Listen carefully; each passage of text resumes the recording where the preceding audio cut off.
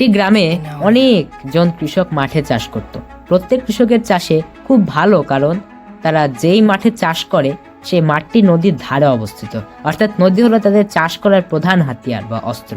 একদিন একজন বড় ব্যবসায়ী ওই গ্রামে আসলো।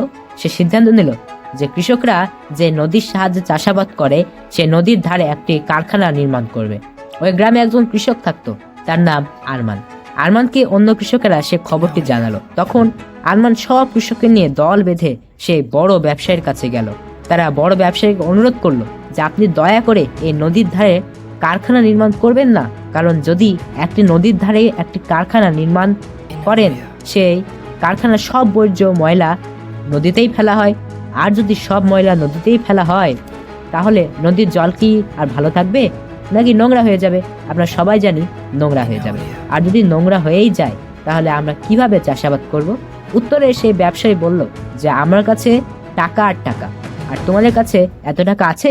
আর যদি তোমরা মামলা করো তাহলে তোমরা আমার কাছেও করতে পারবে না।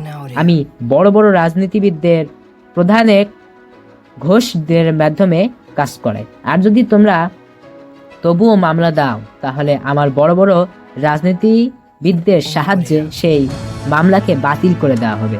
এই কথা শুনে আরমান ছাড়া সব কৃষকেরা ভয় পেয়ে গেল। ভয় পাওয়ার কারণে সব কৃষক আরমানকে ছেড়ে দিল। চলে যাওয়ার আগে আরমান তাদেরকে অনেকবার বলল যে ভয় পেয়ে কোনো লাভ নেই, কিন্তু তারা আরমানের কোনো কথাই শুনল না। তারপর শুধু আরমান বাকি রইল। সে হাইকোর্টে যে অভিযোগ করলো যে আমার গ্রামে আমি একটি নদীর ধারে চাষাবাদ করি। একদিন একজন বড় ব্যবসায়ী আমাদের গ্রামে এসে সিদ্ধান্ত নিলেন যে আমি যে নদীর ধারে চাষাবাদ করি সেই নদীর ধারে একটি কারখানা নির্মাণ করা হবে। যখন নদীর ধারে একটি কারখানা নির্মাণ করবে, আমরা চাষাবাদ করব কিভাবে?